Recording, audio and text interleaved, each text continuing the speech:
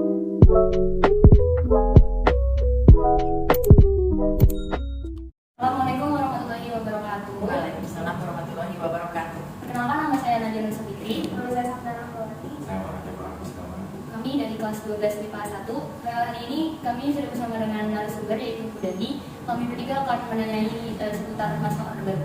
Pertanyaan pertama buat Bu Dandi, orde baru itu lahirnya tahun berapa sih Bu? Tahun 1996 ya. Betul kan? Ya.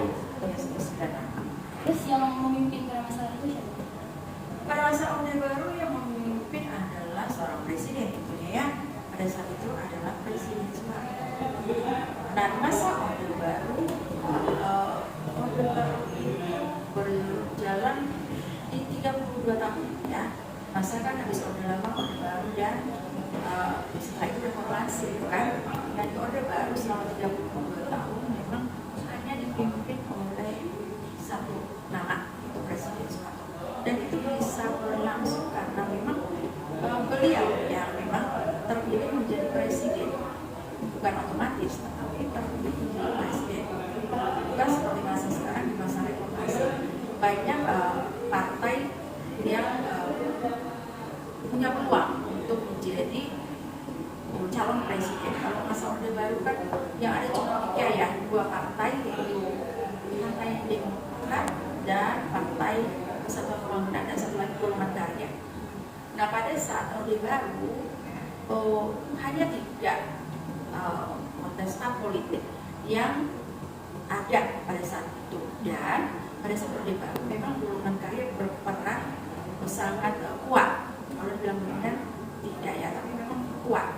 Karena kuat karena memang banyak ahli-ahli di sana ya. Jadi memang di orde baru belum sebanyak seperti di reformasi gitu ya. Itu politik untuk masa-masa dulu tuh orde baru kita tuh gak boleh asal-asalan ya. Kalau di masa reformasi kan media sosial boleh asal gitu ya. Kalau pada saat itu yang ada kan media komunikasi juga media penerangan yang ada cuma TVRI ya, baru setelah itu ditambahkan dengan RCTI dan satu lagi apa ya, baru berkembang kemudian. Nah, kalau semua harus benar dengan badan sensor, nggak boleh asal. Bukan seperti pada saat ini, bukan membandingkan ya. Tetapi kalau pada saat ini, satu masalah dilebar-lebarkan sedemikian lebar. Misalnya, ada satu pembunuhan, katakanlah mutilasi, itu dibeberkan seluruh. Itu sebetulnya kalau menurut ini itu terlalu berefek. Kalau masa dulu mungkin cuma kalimat dari si penyiarnya telah terjadi pembunuhan ini, sudah tidak ada yang namanya fotonya, nggak ada yang namanya keluarganya ini gitu ya.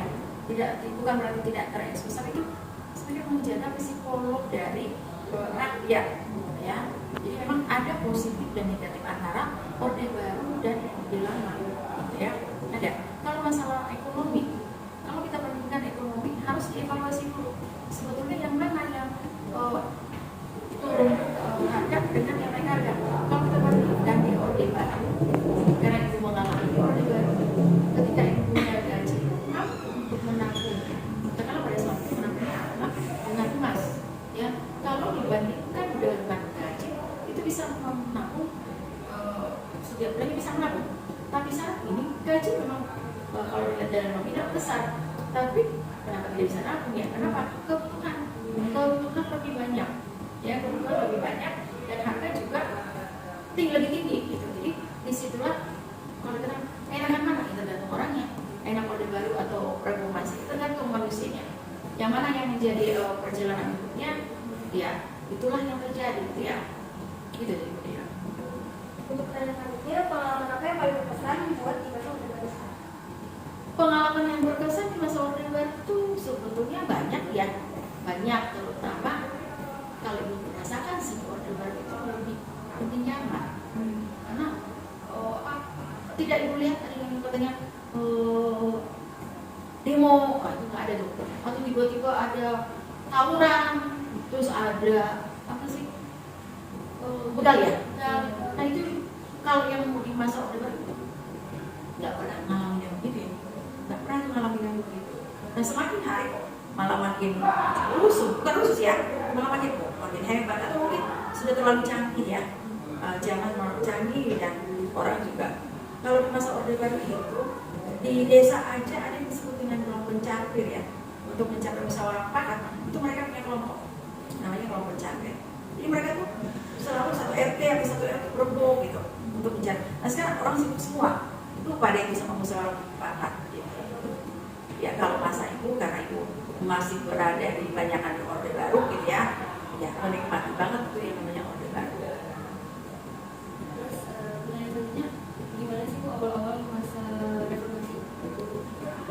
Masa reformasi itu ya sebenarnya gini, antara percaya dan tidak percaya. Memang haruskah kalau baru disebutkan reformasi, oh ini tuh yang namanya reformasi.